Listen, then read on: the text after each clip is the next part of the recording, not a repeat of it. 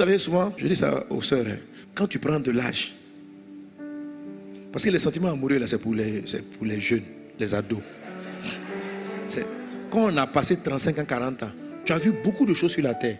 Donc, tomber amoureuse, là, ça n'arrive pas facilement. Quand tu as 25 ans, tu peux tomber amoureux. Tu peux tomber amoureuse. 26 ans, 30 ans, vers 40, il faut observer. Ne cherche pas, est-ce qu'il y a un frère qui t'attire à l'église? Non.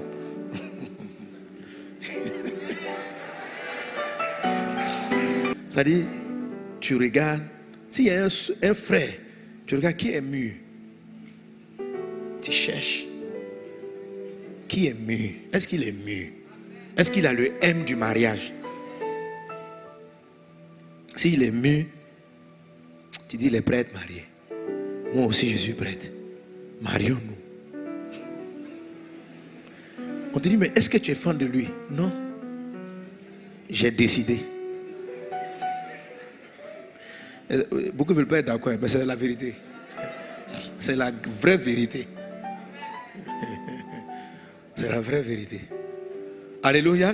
Et tu vas voir qu'après la décision, le sentiment va venir.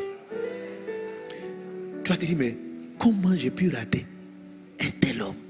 Et le sentiment qui arrive après, lui, il ne finit pas. Il va de gloire en gloire.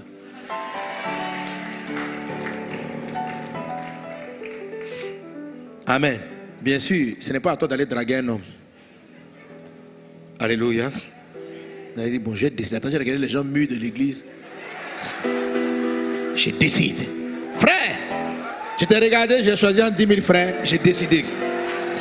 Ce que je veux simplement en train de vous dire, c'est que si des gens viennent vous parler, ne cherchez pas dans votre cœur les sentiments. De dire, pasteur, il y a 50 frères qui sont venus me parler, mais aucun d'eux ne m'a dit, pasteur, tu t'en vas avec 40 ans. À 45 ans, j'ai vu, il y a deux frères qui sont venus me voir, aucun d'eux. Alléluia. Gloire à Dieu. Ok les gars, il y a une chose qui est remarquée. Comment vous allez? Comment vous allez? Comment ça va chez vous? Je vais vous dire rapidement ma réaction concernant ce message du pasteur Mohamed. Ok. Parce que voilà, je l'ai posté d'abord sur Facebook. Et comme d'habitude, la communauté formidable que vous êtes. Chacun a son avis, chacun a son parti, chacun a sa réaction par rapport à ça. Et ce débat d'idées-là, en fait, j'aime ça. Ça permet d'avoir des avis contraires et puis d'en apprendre un max, n'est-ce pas? Mais personnellement, moi, je pense, c'est ma conviction, que l'amour est une décision, en fait. L'amour est une décision qui, souvent, est impulsée au premier abord par un sentiment. Mais ce sentiment-là, en fait, ce qu'on appellerait les papillons dans le ventre, en fait, c'est éphémère. Les études ont démontré, avec voilà, tous les mentors que j'ai écoutés à ce sujet, tous les vrais coachs certifiés, que j'ai écoutés à ce sujet, le disent et le répètent. Ce sentiment-là, ça meurt toujours entre la 2e et la 3e année. Ce n'est jamais quelque chose qui est constant, qui est perpétuel, permanent, en fait. Donc, l'amour, en fait, on décide d'aimer. On décide d'aimer. Ce sont les ados, vraiment, tu tombes amoureux, vraiment le coup de foudre, ça m'a ramassé, ça m'a... Mais vous voyez, ça, ce n'est pas un truc qui dure éternellement, ok? C'est pour ça qu'on parle souvent de maintenir la flamme, en fait. Si on parle de maintenir la flamme, c'est pour une raison. C'est parce qu'à un moment, voilà, ça peut diminuer.